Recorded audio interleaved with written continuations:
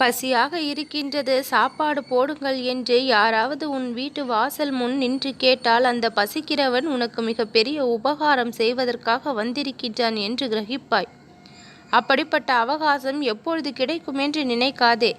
யாசகன் என்னிடமிருந்து பணம் கேட்கின்றான், உணவு கேட்கின்றான் என்று வெறுப்படையாதே. வெளிப்படையாக உங்களுக்கு தோன்றுவது அதுவே. ஆனாலும் யாசகன் உன் சஞ்சித கர்மங்களை ஏற்றுக்கொள்கின்றான் என்று உங்களுக்கு தெரியாது. பசியோடு இருப்பவரின் பசிக்கு உருவம் இருப்பது இல்லை, உபாதை மாத்திரம்தான் இருக்கும்.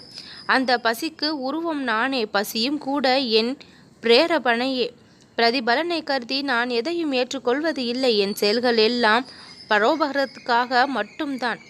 உன் வாசல் முன் உங்கள் கர்மங்களை கழுவும் நிவாரண உபாயத்தை உனக்கு இவ்விதமாக கிடைக்க செய்யும் பொழுது என் பணம், என் சொத்து என்னுடையது என்ற பாவத்துடன் நீ இருந்தால் என் உதவி உனக்கு எப்படி கிடைக்கும்?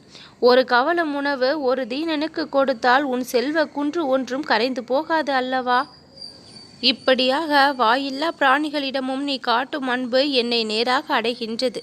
நான் அன்புக்கு கட்டுப்பட்டு இருப்பேன். என்னிடம் உன்னை சேர்க்கும் எளிய வழி இதுதான்.